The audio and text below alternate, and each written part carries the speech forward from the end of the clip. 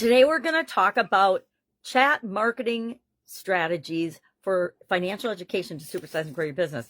But before I jump into that, I want to talk to you about why I personally am getting more excited about chat technology and why I'm looking into it and paying so much attention to it right now for my clients, but also for myself and the way I interact with the world. And part of what stimulated that interest is I got this at the drive-through pharmacy at Walgreens, and it says, magnifying glass, please. Pharmacy chat. Ask our pharmacy team experts about any medication concern, day or night, at walgreens.com/pharmacist chat or pharmacy chat. Pharmacy chat. It doesn't matter what that is. My point is, when you go through the drive-thru, they give you a little bank card with your receipt and your change, as well as information, actual physical piece of thing that you get like at a bank with a withdrawal that has their online website, refill reminders, and then pharmacy chat, 24/7 help available. Well, why is this important? This is important because it gives them a significant competitive advantage over any other pharmacy that isn't actually providing that level of customer service. Now you might say, oh, well, it's not human interaction, and that's what's pushed me off from using it in my businesses, my personal businesses, for a long time. I used to have a chat bot, but I haven't used it for probably 3 or 4 years now. But now I keep seeing things and it's popping up and I'm like, all right, it's not being an early adopter anymore. It's time to re-examine and ask myself, how can I use this technology that's available to serve the people that I'm here to serve better? We need to be asking ourselves questions like that all the time, like every day. So what does this and chat marketing have to do with financial education? And why do we even care about financial education? I'm also working with a financial planner and a financial planning business. And so that financial education is one of the ways to serve your customers without charging them for something. I've got a couple of case studies. One is Green Tree Investments, and they use chat bots, which are available 24/7. They're instant answers to questions.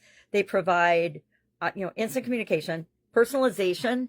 You can get your unique questions answered. It's like our feeds in social media. They're tailored just to us based on the things that we've shown interest in previously. We see more of those. Same is true with chat bots and chat technology, is it will remember, I don't know if it remembers, but it will analyze the stream of information, the questions asked, and serve up to the individual on a personalized basis what's most important to them. And Green Tree has actually gotten a 15% increase in people's investments, as well as a 25% client retention increase. I don't know about you, but if you can retain 25% more of your clients, isn't that worth looking into? I think so. Another one was Acme Financial Services, and they've been using chat bots for financial education, for reduction in customer service, human beings, and things like that. And they've seen a 30% increase in customer satisfaction, as well as a 20% increase in new customer signups. I think those numbers are pretty impressive, and it's pretty easy to do this. Well, why do we even want to do it? Number one, it provides accessibility to everyone that needs information and they want it right now. I don't know about you, but I'm noticing everybody wants things instantly, and that seems to be going faster and faster, not slowing down. I grew up in the times when life moved a whole lot slower than it does now, in my humble opinion. But we get immediate delivery of learning. It's accessible to anyone because basically all they have to do is sign up and get into the chat platform, whatever you happen to be using. So it's convenient for the customers, and it's also cost effective and a cost savings for the business, because what does it actually cost to have a physical human being doing all these interactions versus having it automated through chat technology, messenger bots and chat bots and things like that.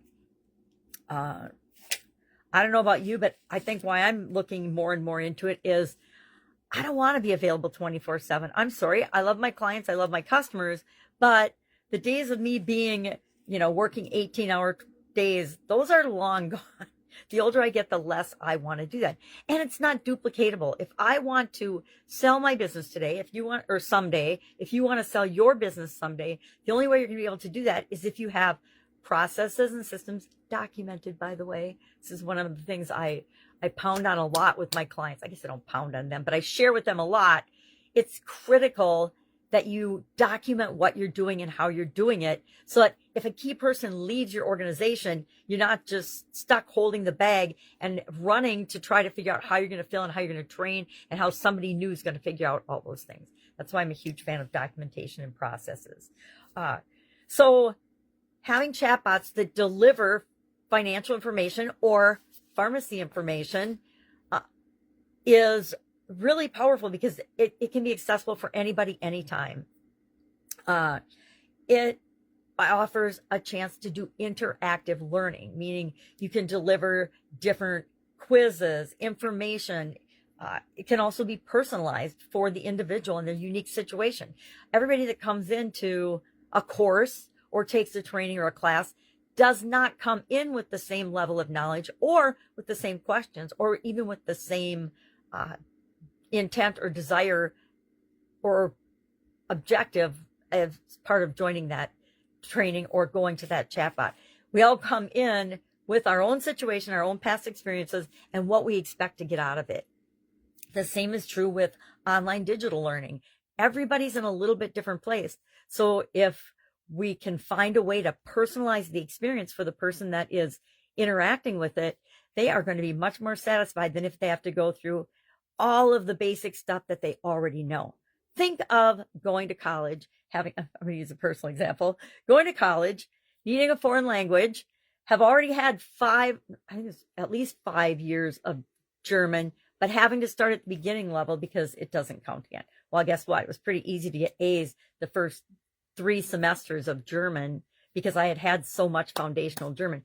But I also felt like it was a waste of my time and money and resources because I already knew all that. And so I was paying for the education in that on the basics again when I didn't really need that. And I wanted to speed up my timeline. I would have liked to just go into, I don't remember what it was called in college, German 5 or 6 or something, and just move forward, not having to go back and repeat the process.